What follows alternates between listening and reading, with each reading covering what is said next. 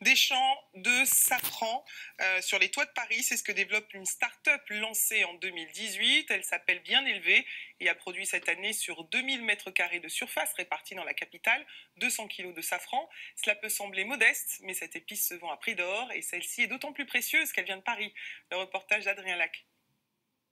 Nous sommes dans le 13e arrondissement de Paris. On ne s'en douterait pas, mais juste au-dessus de ce supermarché se déroule une récolte de safran, celle des bien élevés. Nous allons retrouver Jules qui va nous expliquer tout ça.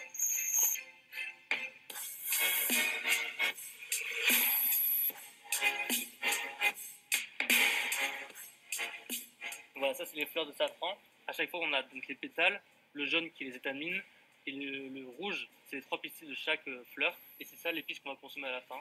Donc là, pour la cueillir, il faut juste couper avec les ongles là où le violet passe au blanc. Et donc voilà. En fait, donc là, on voit, on a déjà pas mal de fleurs, mais en réalité, on va garder très peu de choses, non? C'est ça, en fait, déjà le poids diminue de 80% quand on va le sécher. En gros, il faut 150 fleurs pour faire 1 gramme de safran. 150 Voilà. fleurs pour faire 1 gramme. C'est ça. Si on appelle le safran l'or rouge, c'est pour une raison. Il s'échange à 30 000 € le kilo. Et 90% du safran en France est importé depuis l'Iran ou l'Inde. Allez, deuxième étape. Et là, du coup, on passe à l'émondage.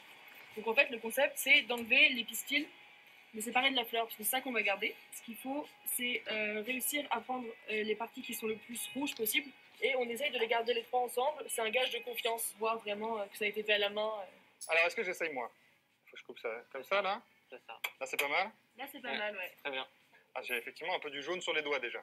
Le vrai safran, en fait, il est rouge, mais il laisse du jaune sur les doigts. Si vous achetez du safran et que vous avez le doigt rouge après, c'est mauvais signe. On consomme 2 fois plus de safran que ce qu'on produit, donc il y a beaucoup de faux. Et c'est tentant, parce qu'en fait, c'est quelque chose qui se vend très cher. C'est très tentant de le falsifier, de se faire beaucoup d'argent avec du faux safran. Bien Élevé possède aujourd'hui 5 terrasses en Île-de-France. Elle vend son safran à des professionnels et à des particuliers. D'ailleurs, si vous voulez vous essayer à la cuisine au safran, c'est excellent dans la paella, mais aussi dans les gâteaux.